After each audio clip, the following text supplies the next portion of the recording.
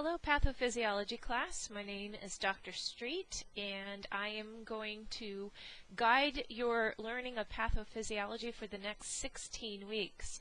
The purpose of this video is to provide you with some instruction on what to expect for our hybrid class formats. Very, very different this semester than what we've offered in the past. So before I begin, I want you to keep an open mind and remain fluid and adaptable.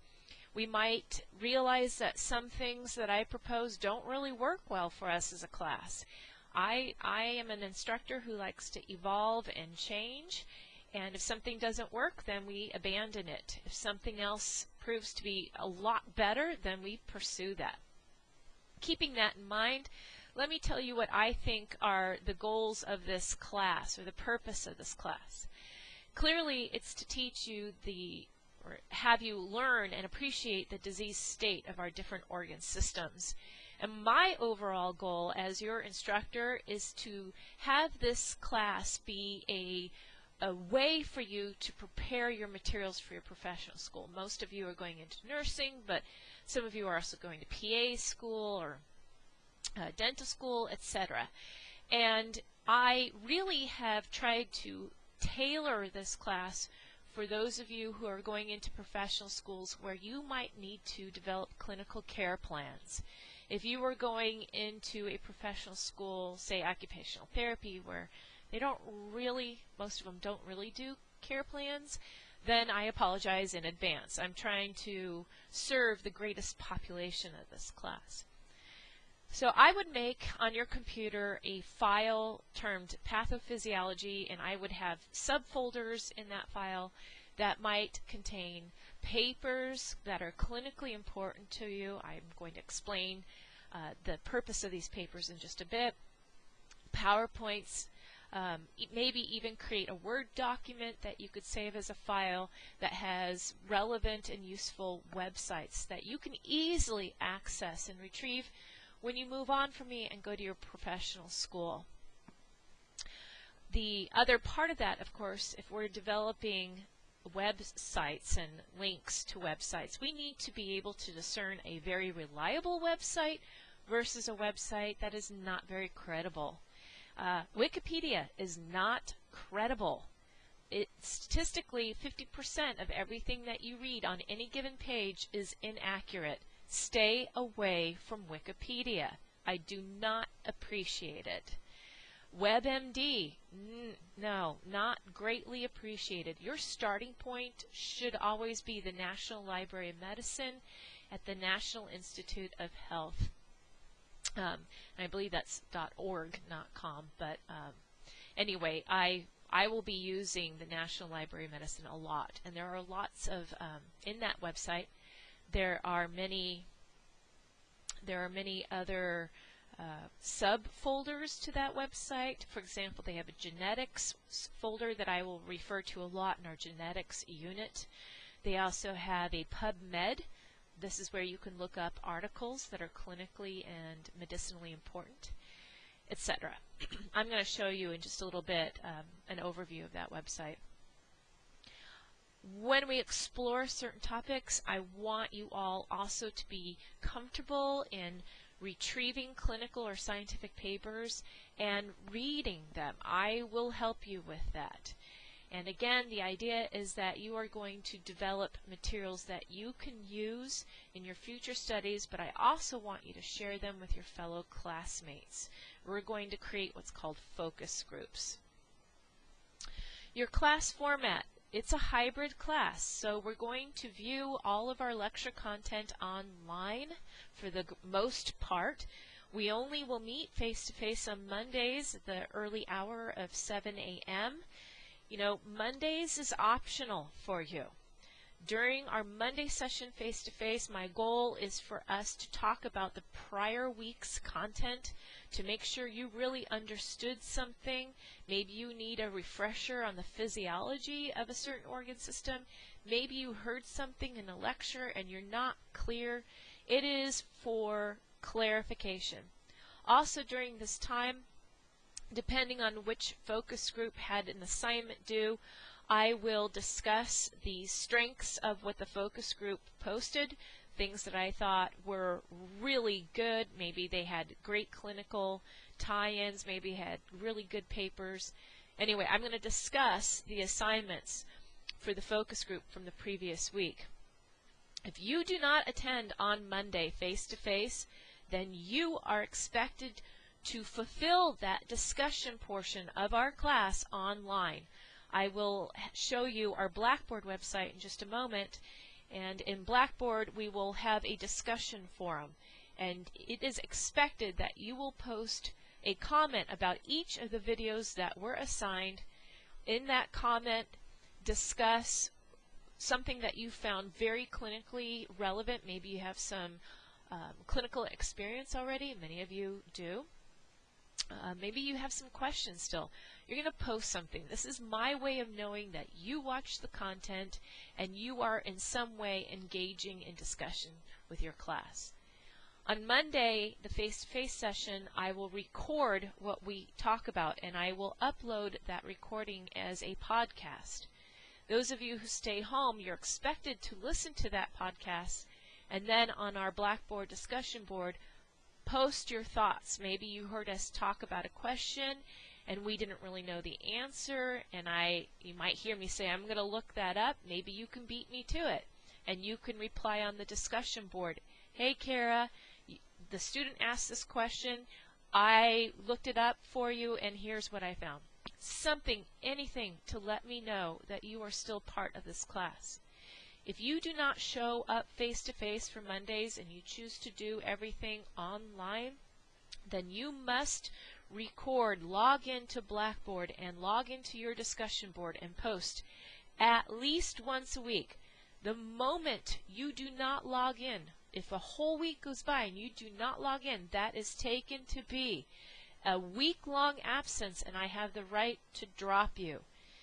If this happens to you and it was because you were sick or hospitalized, incarcerated, I need to know as soon as possible. What are our focus groups? Well, if you look at our syllabus, which I will post or pull up right now, I have our standard in the syllabus, the standard protocol, your textbook, where you can find me, my campus phone number, when I'm going to have office hours and where, our objectives, how to log on to Blackboard. This is a hybrid class, so you need to have some technical skills, online skills. Can you send an email? Can you send an email with an attachment? All of that is expected of you. Your grading policy, you're going to have 4 exams. Each are going to be worth 20%. You also are going to have in-class participation, whether that means meeting on Mondays, or doing your online posting. It also includes homework, our focus groups, which I'm going to get to. So that's 20% of your grade. The entire weight of an exam comes from your classroom conduct, whether that be face-to-face or online. And I am looking for collaborative work, and that means reaching out to your classmates in some fashion, posting your focus group assignments in a timely fashion, and providing good feedback. Let's see, let's focus on our calendar. Here are all the topics I'd like us to cover. If you have a syllabus from last year's pathophysiology, you will notice that the topics to be covered has grown at least tenfold. There's so much I want us to cover.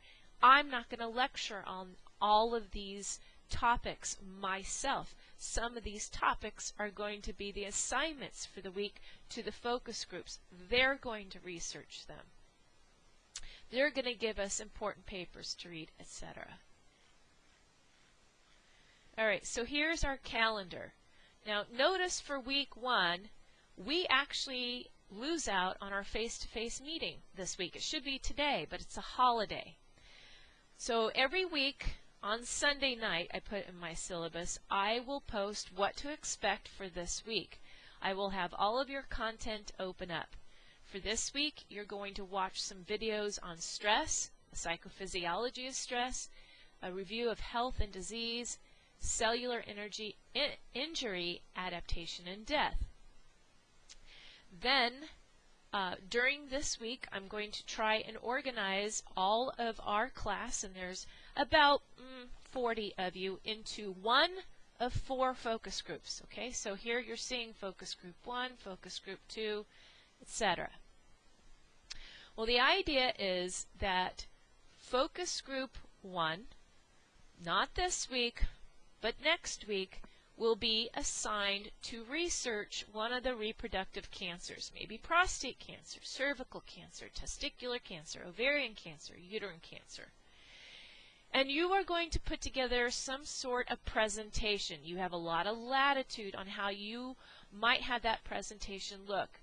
I'm going to go back to the PowerPoint, and I am going to give you an example of a presentation I put together on burns, because that goes along with cellular injury, adaptation, and death. I'm going to focus on wound healing of burns. Now, when you put together your presentation, I have down here on the date and the time that you need to upload that presentation in some way to our Blackboard site. Or maybe you have a YouTube account and you put together a video for us to watch. Somehow, some way, you need to let us know on Blackboard how to access those videos if you choose to do that. More on this to come. I would prefer if all of us could meet face-to-face at least once. I really want us to get a visual on each other next Monday. Try and make that. If you can't make it, I need to know as soon as possible. I want to put together, solidify the focus groups. Focus groups, you can also work in teams if you want, no more than 2 people. I'd like to explain that in more detail too. So please try and show up next Monday. Next Monday is January 26th. I would like us all to be together. Okay, so I also have your exams. I'm going to talk a little bit of what to expect with the exams. I'm sorry if I'm going so quickly. I just don't want this to be a very long video. You have a lot of videos to watch this week already. All right, so going back to my PowerPoint, like I said, the focus groups, there will be approximately 10 people per focus group. You will be doing 3 of these assignments through the semester. If you go back to our syllabus, you can count how many times each focus group is going to be doing a presentation. Notice towards the end of the semester, I'm expecting that we will have some students dropping this class, and we might need to reconfigure our focus groups. They might need to be fewer and smaller. So notice that the focus groups change to A, B, and C because I will likely have to reconfigure our focus groups later. Okay, the idea is with the focus groups that either you by yourself or with one other person put together some sort of presentation. This could be a Word document, this could be a video, it could be a slide kind of format, whatever you want. In this presentation, you take the time to review the anatomy, to review the normal physiology of whatever topic we are discussing or what you have been assigned, and then you take time to focus on the disease state, the clinical importance, maybe the treatment even. And I also want you to make sure that you cite the web pages or the books that you refer to in creating this document. I also want you to post in some way a PDF file or a Word document, some sort of clinical or scientific paper that goes along with that topic. And I would prefer it to be within 5 years of publication. Some things you might not be able to find a very current paper. But again, next Monday I can show you that National Library of Medicine and show you how to use PubMed and retrieve reliable clinical papers. Again, you have a lot of latitude on how you want to give us your focus group assignment. Maybe you have a YouTube account and you want to make a video, maybe a screenshot, a capture program is what you have on your computer, like what I'm using right now. Or maybe you want to do a voiceover of the slides that you have. Again, a lot of latitude. Somehow, some way, the information needs to be conveyed to us. Here's an example of one I'm just putting together real quickly. It's about 15 slides long. I'm going to give a focus on burns. You'll notice that down here I have typed in a lot of the anatomical features to the skin. Maybe you don't have a voiceover system. You can't post a voice thread. Maybe you need to type out the important parts. You can do that on your slide or in a Word document, however you want. But I'm going to just give you a quick voiceover. Of course, when we're talking about the integument system, there are certain layers to the skin. Skin is the epidermis, shown here in this brown part, and the dermis, shown here in pink. And we see a lot of appendages down here, dermal appendages like hair follicles and sweat glands and pressure receptors. The epidermis itself has different layers. The dermis is even broken down to sublayers, and below the dermis is the hypodermis, or the tela subcutanea. Technically, this is not part of the integument, but because of its proximity in anatomical or in anatomy textbooks, it's oftentimes thrown in. Again, the epidermis has several layers, and depending on where you are in the body, say the hands or the soles of the feet, those regions would have an extra layer, the stratum lucidum. That's for thick skin only. All other places, skin would have the stratum basale, spinosum, granulosum, and corneum. And up here, you're seeing the corneum. This is a thick, multiple layer of dead keratinocytes. Down here, you're seeing the stratum basale, and this is where the cells are very mitotically active and regenerating the keratinocytes. As they migrate upward, these cells die. Again, if you were a person who did not have a voice-over capability for your presentation, then you would need to be writing down some of these key points for the anatomy review.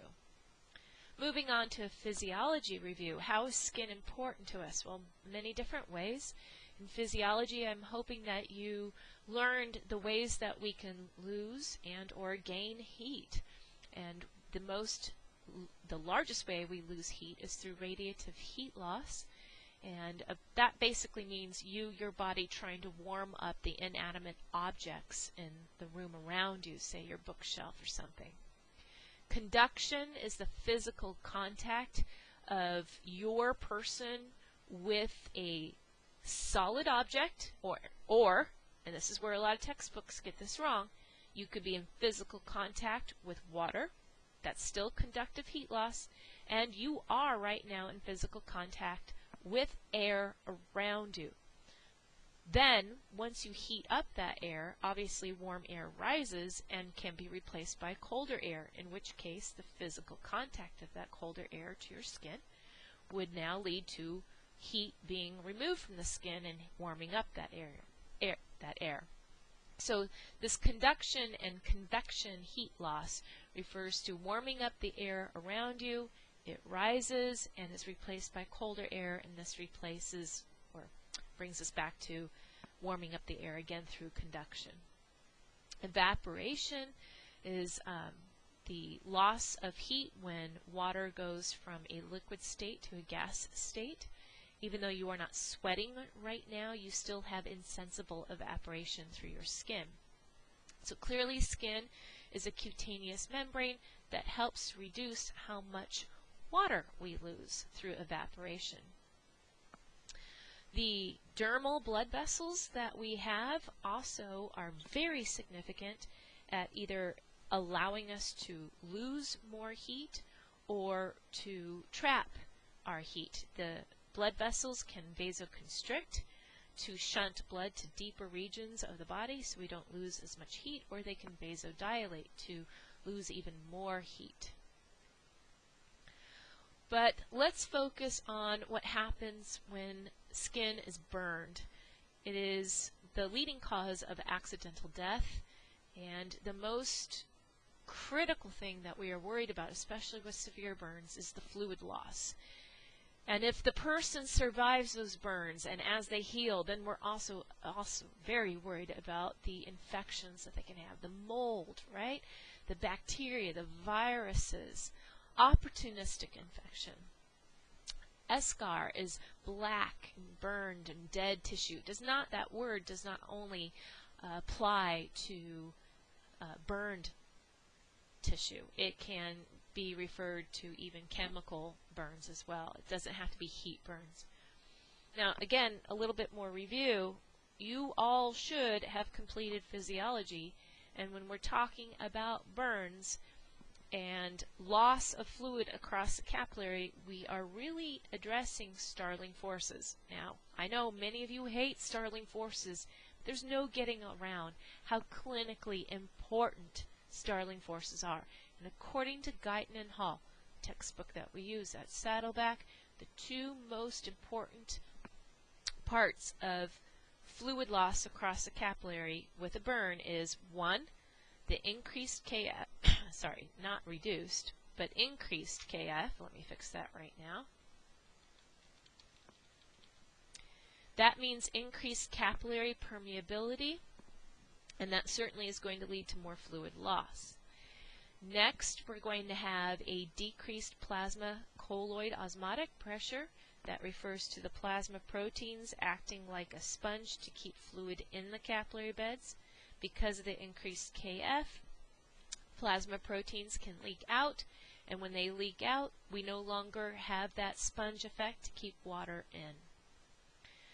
Another little review of physiology for those of you who took it at Saddleback. We like to use this picture where we show the tie between capillary hydrostatic pressure versus capillary osmotic pressure. Down here shows you your filtration equation. Here's your KF. That refers to capillary permeability. That increases with burns. And then the next startling force that is impacted is the colloid osmotic pressure of the capillary. That's shown here as pi subletter C.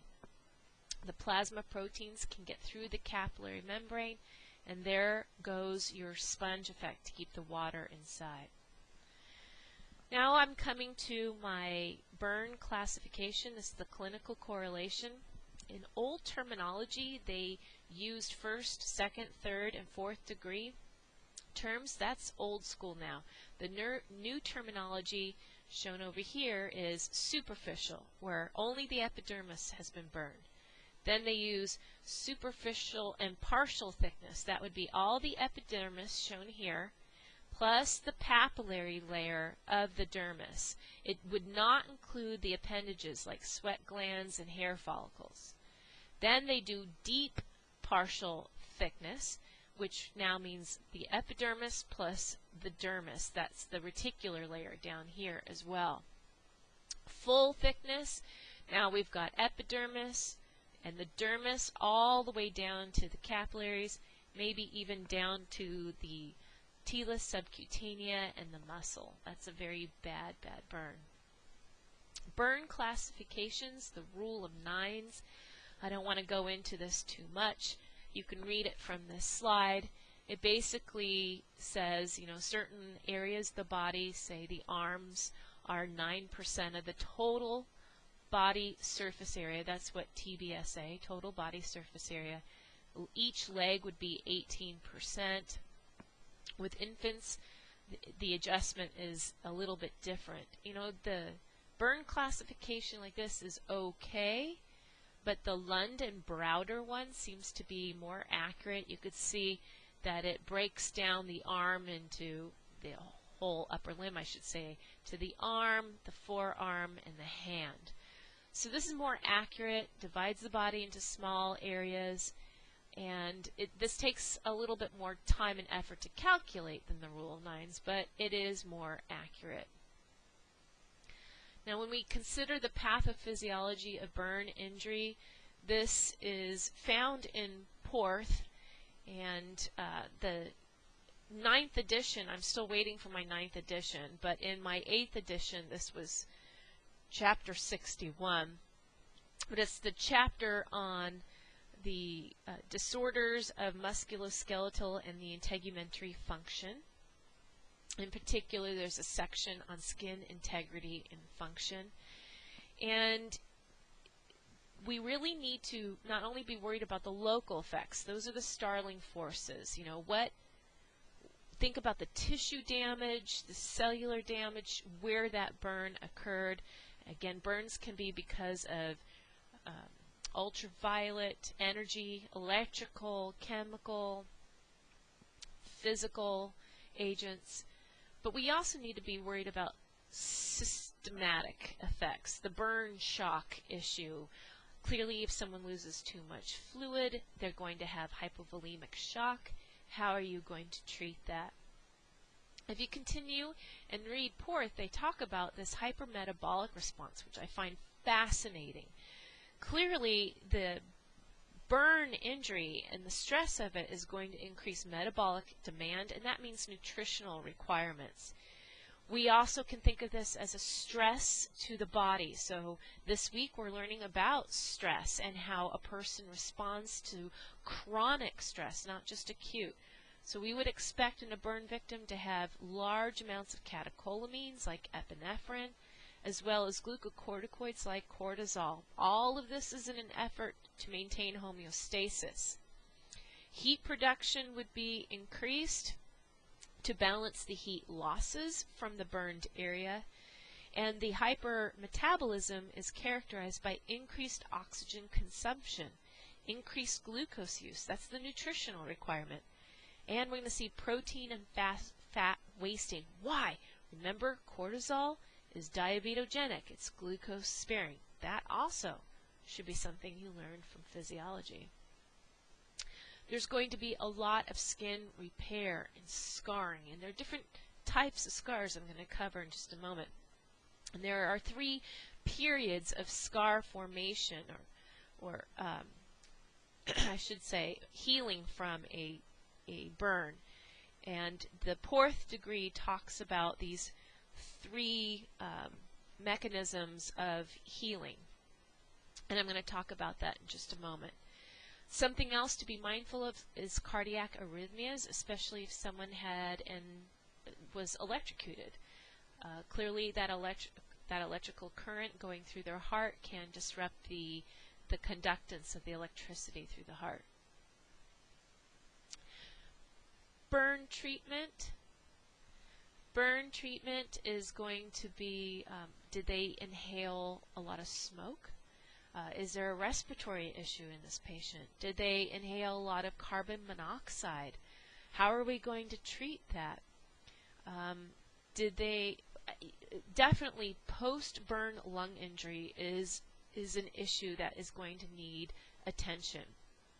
Maybe they have a hoarse voice. They might have an inability to handle the secretions. They might have a lot of drooling, a hacking cough, labored, shallow breathing. What are their PO2 levels? Are they decreased because gas exchange has been impaired? This definitely needs to be taken care of. Administration of fluids, we talked about startling forces being impaired. Wound care, does it need to be, I'm going to show you, well, actually on this slide, is there a lot of debris that needs to be removed? Are there shards of glass that are stuck in the skin? Pain control, clearly, even though some of their nerve endings may be burned off, the surrounding area will likely have healthy nerve endings and will be relaying that pain to the brain. They might need plastic surgery, grafts certainly. Need to monitor for complications. Those opportunistic infections will rear their ugly heads, definitely.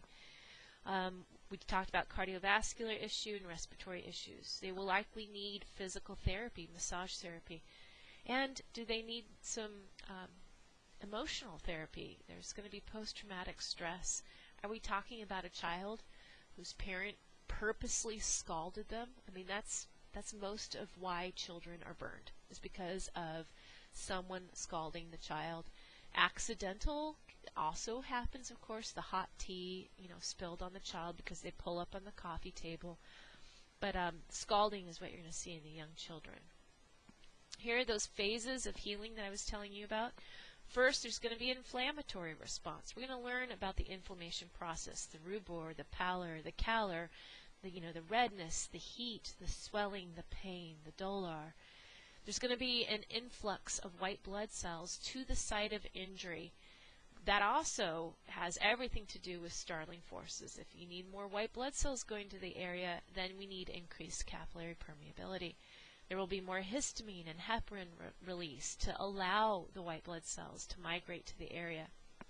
This week, you're going to be watching a video with Dr. Minersek about cell adaptation and injury. And he talks about the white blood cells, and he'll show you slides of what it looks like when a tissue is undergoing normal, healthy healing, but to a pathologist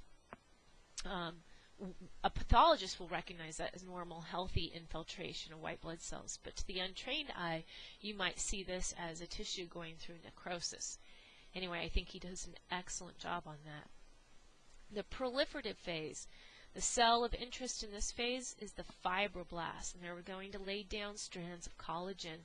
And these are not going to be laid down in an orderly way. We'd like them to be, but they end up being haphazard, and that's why scars can become very unsightly during this phase. Then we're going to have a remodeling phase, and then the remodeling phase we're going to see the reorientation of collagen all over again, the collagenases that are going to be destroying some of the collagen fibers. And at this point, we can even see some of the scar tissue contracting. And that can be a real big problem in a patient if the contracture occurs across joints. This is going to impair mobility in that patient. Speaking of complications, again, I have some written descriptions here to go along with my voiceover. We would expect to see a hypertrophic scar. This is the continued collagen production, but it's contained to the actual injury site. It can stay red and slightly raised indefinitely. Certain ethnicities have an issue with keloid scar tissue. This is where it's extending beyond the damaged area. And again, I have in my notes section here some descriptions of the keloids and how they can actually be quite large and unsightly. Then scar contracture, this is during that remodeling phase. Again, if it occurs across joints, collagen is not very elastic. It doesn't stretch very easily. So this is going to be an issue when that patient is healing. They're going to need a lot of physical therapy. They might even need a cast to help extend their digits or their limbs. A lot of massaging and stretching 5 to 6 times throughout the day, maybe. Other types of scars we could expect, maybe the person had a skin graft. We also can see burn scars where they're not raised at all. Now here comes my reference and papers slide. I got some of my slides from the University of Florida. I give you the website to actually pull up the entire PowerPoint. I only used a few of their slides. Most of my slides came from my anatomy and physiology lectures. I found 2 very great papers. The first one here that I want to show you. Well, that's not my first one. There it is. The first one that I have listed is called Wound Care and Scar Management After Burn Injury. This would be something that would be useful to a patient that has scars. I found the descriptions to be very, very, very good. They even talk about full thickness versus superficial or partial thickness burns, not using the 1st degree, 2nd degree, 3rd degree like in the old terminology. So this is a pretty recent paper published in 2011. The next paper that I found that I gave the website for. And again, these are PDF papers, so you all can download them and save them to your personal computer. This was published in 2010. Look what this paper did, exactly what I tried to do, albeit quickly. In my PowerPoint presentation, I reviewed some of the anatomy and the physiology that needs to be considered when we're talking about burns. And then I even like this paper because it takes us down to the molecular level, something I would like us to do in our pathophysiology course as often as possible. It talks about how the keratinocytes are linked to the basement membrane. That's an important functional contact. Obviously, that's going to be compromised in a burn. Then it goes into the pathophysiology of thermal injury. Great review. And then the clinical evaluation and care. And lots of great tables to help us with, again, the type of burns. Notice they're using the new terminology. Pictures of different types of burns. And then the treatment of burns. And I found this picture to be particularly disturbing. Hold on, I'm going to get to it. How you have to scrape off the eschar, as I told you about, and that you can even suspend the person's. Doesn't that just look like a slab of meat that you would find at the butcher's block or something? Oh, terrible, terrible burn. You can see the black eschar. Okay, so those are my two papers for your files. I would hope that your presentation, if you do a voiceover, you go a little bit slower than what I did. Again, this is supposed to be an orientation. You already have a lot of videos that you need to view for content this week. And I'd like to focus now on the introduction to today's or this week's content. This is your Blackboard site. You're going to log on to Blackboard. And on the announcements page, you will see, I'm going to post it, this week's announcement. I'm going to show you what it looks like over here. Every week by Sunday night, I know today is Monday, but on Sundays you will see a weekly announcement. In my announcement, I'm going to tell you the videos or lectures that I expect you to watch or listen to and explain to you why I find them very, very useful. I also will provide you with the learning objectives. You are not expected to write down answers to these questions, but as you go through the videos, I think it's nice to have these questions in front of you and maybe write down what slide or what time in the video you came across the answer to these questions, so you could quickly refer back to the video to find or listen to the answer again. This will help you with your exam preparation. Again, no need to write the answers to these. This is just to guide your learning so that you're paying attention to the content.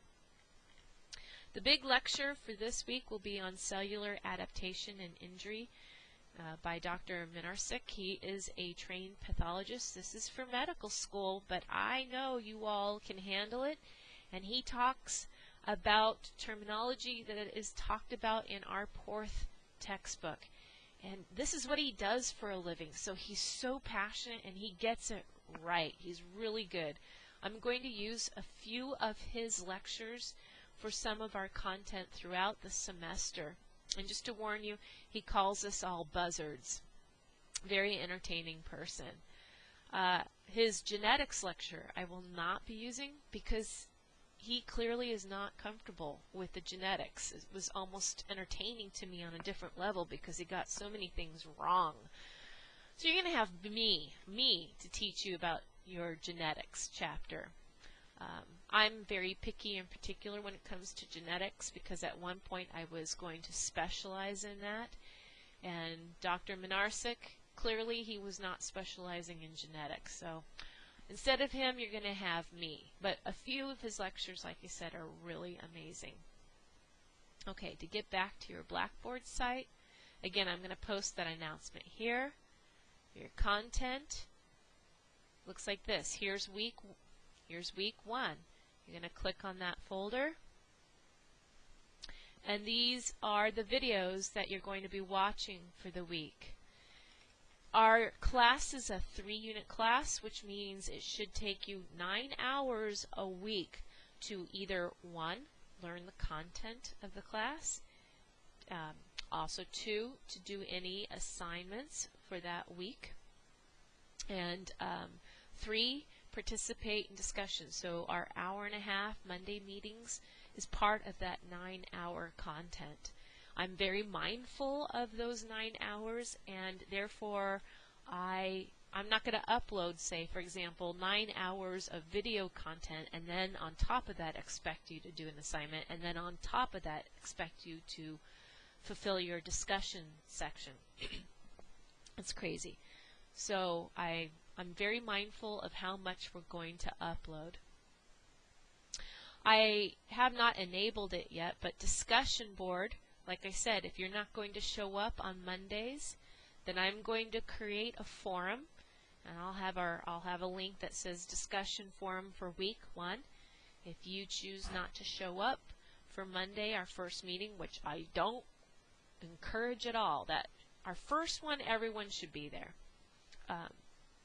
But in the future, if you're not going to show up on Mondays, you're going to have discussion boards. I'm going to do it by a week, and you're going to click on the appropriate week, and then for every video lecture that was assigned, you're going to show me some sort of synopsis of that, so I know you have watched your videos and have satisfied that content, and you are making you are contributing to the class. Participation, remember, is 20% of this class.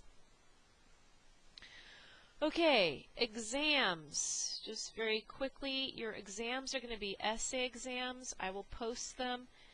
You'll have a week to do them. I will post them on Sunday night. I might have, for example, 10 essay questions. This is written down in your syllabus. I might have 10 essay questions, just to use an example. And I might say to the class, every person in the class will answer essay questions number 2 and number 3. And then after that, you will pick any other 2 of your choice. And you will have that entire week to write up the responses to your essay question. And they are due to me by that following Saturday at 11:59 p.m. It could be in a Pages format, Word document, PDF, I don't care. But I need it submitted to me, emailed to me.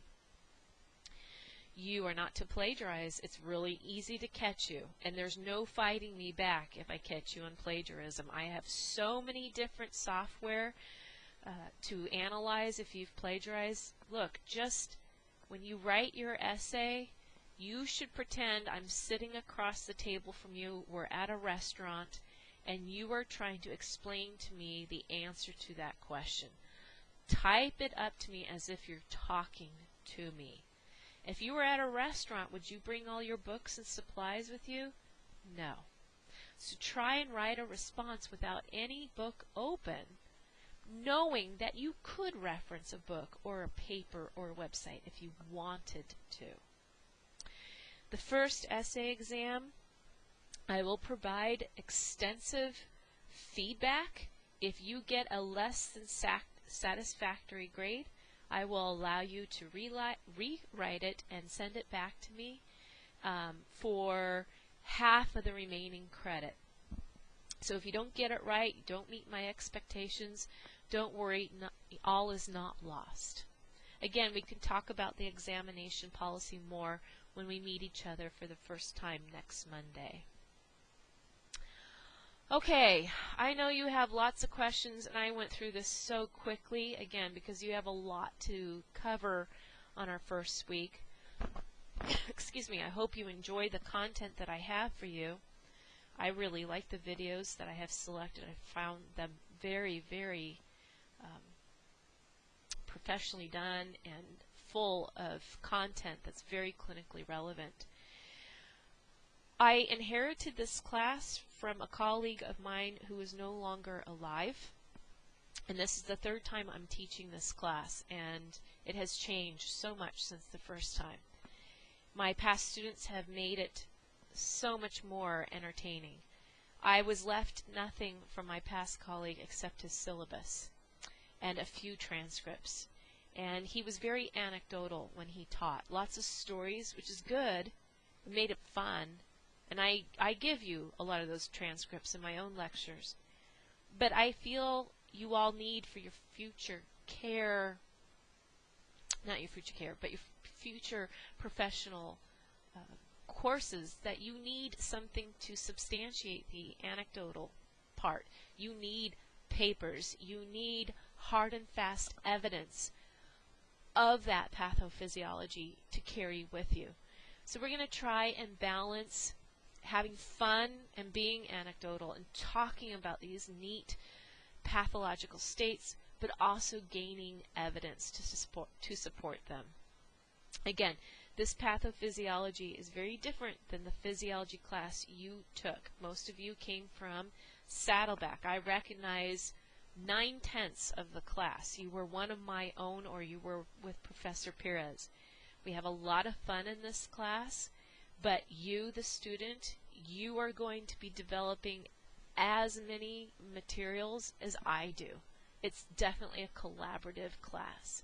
And I hope we have fun, and like I said at the beginning of this video, remain adaptable and fluid. If we find out things don't work right for us, we will switch it. Okay? I look forward to meeting you. If you have any questions at all, need to contact me, but you can't make office hours, that's fine. You email me, we'll set up a way to Skype each other, or we'll even call each other. Okay? All right. Well, speaking of which, if you need any help from me and you want to call, email me first from my phone number, okay? I'll send you my cell phone number. All right. Thank you very much. Talk to you later.